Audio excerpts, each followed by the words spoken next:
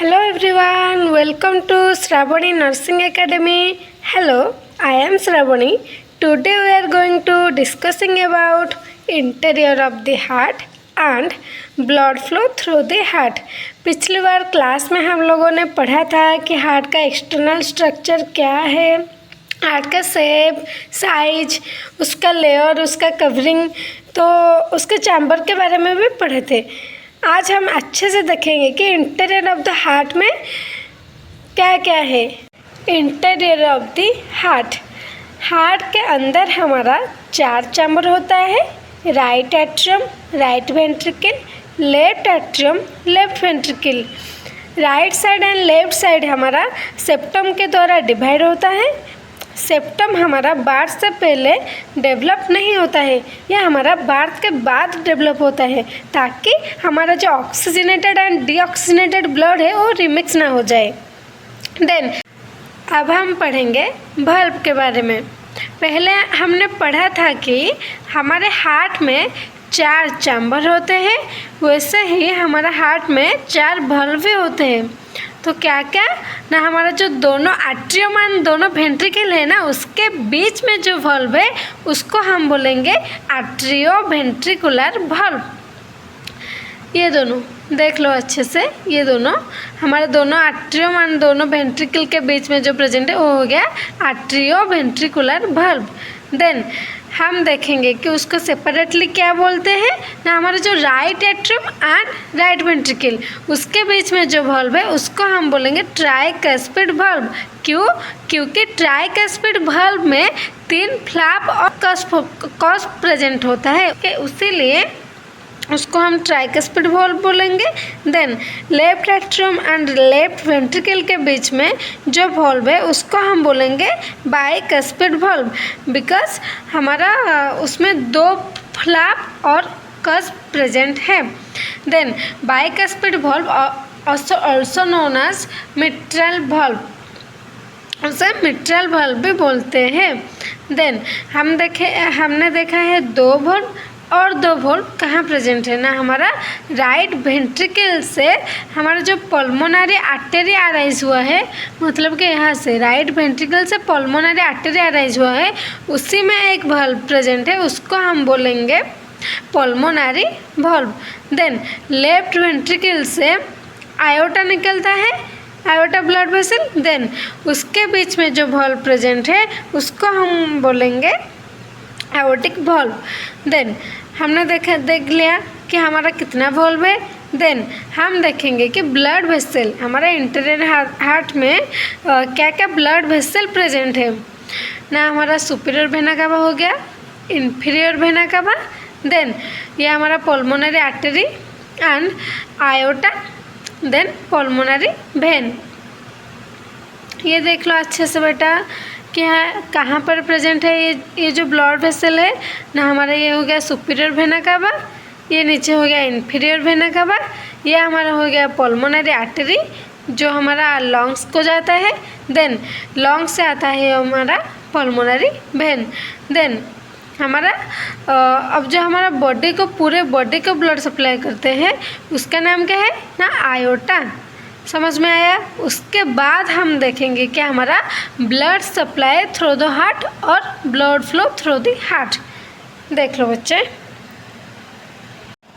अब हम देखेंगे blood supply through the heart, मतलब कि हार्ट के द्वारा हमारा ऑल ओवर बॉडी पार्ट्स को कैसे ब्लड सप्लाई होता है। यह हमारा मेनली हमारा पहले क्या होता है ना, हमारा ऑल ओवर बॉडी पार्ट्स से deoxygenated blood superior vena cava and inferior vena cava के थ्रू हमारा राइट एट्रियम में एंटर करता है। यह हमारा सुपीरियर वेना कावा जो है हमारा अपर बॉडी पार्ट से डीऑक्सीजनेटेड ब्लड लाता है, मतलब कि हमारा लो ऑक्सीजन अमाउंट जिसमें होगा वो डीऑक्सीजनेटेड ब्लड लाता है, and inferior vena cava lower body part से डीऑक्सीजनेटेड ब्लड लाता है। और उसके बाद ये राइट एट्रियम में ब्लड एंटर कराता है। देन ट्राइकस्पिड बल्ब ओपन होता है, ब्लड हमारा राइट वेंट्रिकल में एंटर करता है। देन राइट वेंट्रिकल में जब ब्लड फिलअप हो जाएगा, राइट वेंट्रिकल जो है ये हमारा कंट्रैक्शन करेगा। इसे राइट वेंट्रिकल कंट्रैक्शन होगा। कंट्रैक्शन होने के बाद हमारा ये जो पल्मोनरी आर्टरी हो गया, उसके हमने बोला था ना पल्मोनरी वॉल्व प्रेजेंट है, तो ये वॉल्व ओपन होगा एंड राइट वेंट्रिकल से ब्लड सीधा पल्मोनरी आर्टरी में जाएगा। देन पल्मोनरी आर्टरी से ये हमारा लंग्स तक जाएगा। लंग्स में हमारा क्या होता है ना, गैस एक्सचेंज, मतलब कि हमारा जो डीऑक्सीजनेटेड ब्लड था उसको ऑक्सीजनेटेड ब्लड बनाता है एंड वेस्ट प्रोडक्ट को रिमूवल करता है। हमारा लंग्स का काम क्या है आप लोग जानते हो, आप लोगों ने रेस्पिरेटरी सिस्टम में पढ़ा होगा कि हमारा लंग्स में गैस एक्सचेंज होता है। गैस एक्सचेंज होने के बाद हमारा जो ऑक्सीजनेटेड ब्लड हो गया, मतलब कि यहाँ पर डीऑक्सीजनेटेड ब्लड जो है वो प्यूरिफाई होकर ऑक्सीजनेटेड ब्लड में कन्वर्ट हो गया। देन ऑक्सीजनेटेड ब्लड हमारा पल्मोनरी वेन के थ्रू हमारा लेफ्ट एट्रियम में एंटर करता है। देन लेफ्ट एट्रियम से हमारा जो बाइकस्पिड वाल्व हो गया, ये फिलअप हो गया ना, लेफ्ट एट्रियम से ये जो ऑक्सीजनेटेड ब्लड आएगा लेफ्ट एट्रियम फिलअप हो गया। देन ये हमारा जो वाल्व हो गया बाइकस्पिड वाल्व, वो ओपन होगा। ओपन होने के बाद लेफ्ट वेंट्रिकल में आएगा। लेफ्ट वेंट्रिकल हमारा सबसे पावरफुल वेंट्रिकल है। क्यों?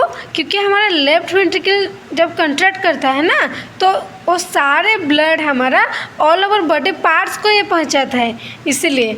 तो देन लेफ्ट वेंट्रिकल में ब्लड आ गया, लेफ्ट वेंट्रिकल अब कंट्रैक्शन करेगी। देन ये हमारा हो गया iota, aortic valve. Aortic valve open होगा। ओपन होने के बाद ये सारे ब्लड आयोटा में जाकर हमारा ऑल ओवर बॉडी पार्ट्स को ब्लड सप्लाई करता है। समझ में आ गया कि हमारा ब्लड सप्लाई कैसे होता है हार्ट के द्वारा। और एक बार मैंने एक चार्ट बना है, उसमें बताती हूँ। अब हम देखेंगे उसको चार्ट में कि हमारा हार्ट के द्वारा ब्लड फ्लो कैसे होता है ना। पहले मैंने बोला था कि बॉडी टिश्यू से डीऑक्सीजनेटेड ब्लड आकर superior vena cava and inferior vena cava के थ्रू राइट एट्रियम में एंटर करता है। देन राइट एट्रियम में हमारा जो था ट्राइकस्पिड वाल्व वो ओपन होगा। देन हमारा राइट वेंट्रिकल में ब्लड एंटर करेगी। देन राइट वेंट्रिकल से पल्मोनरी आर्टरी, मतलब कि पल्मोनरी वाल्व जो है वो ओपन होकर पल्मोनरी आर्टरी में ब्लड जाएगी। देन वो लंग्स तक पहुंचाएगी। लंग्स में ब्लड जाकर जो डीऑक्सीजनेटेड ब्लड था ना, वो हमारा प्यूरिफाई होकर ऑक्सीजनेटेड ब्लड में कन्वर्ट होगा। देन ये हमारा पल्मोनरी वेन में आके लेफ्ट एट्रियम में एंटर करेगी। देन लेफ्ट एट्रियम से बाइकस्पिड वाल्व्स के थ्रू लेफ्ट वेंट्रिकल में एंटर करेगी। देन लेफ्ट वेंट्रिकल से आयोटिक वाल्व ओपन होगा। लेफ्ट वेंट्रिकल अब ब्लड फिलअप हो गया ना, तो आयोटिक वाल्व जो क्लोज था वो ओपन होगा। ओपन होकर आयोटा में ब्लड जाएगा।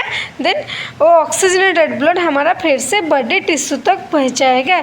ये हो गया हमारा blood flow through the heart.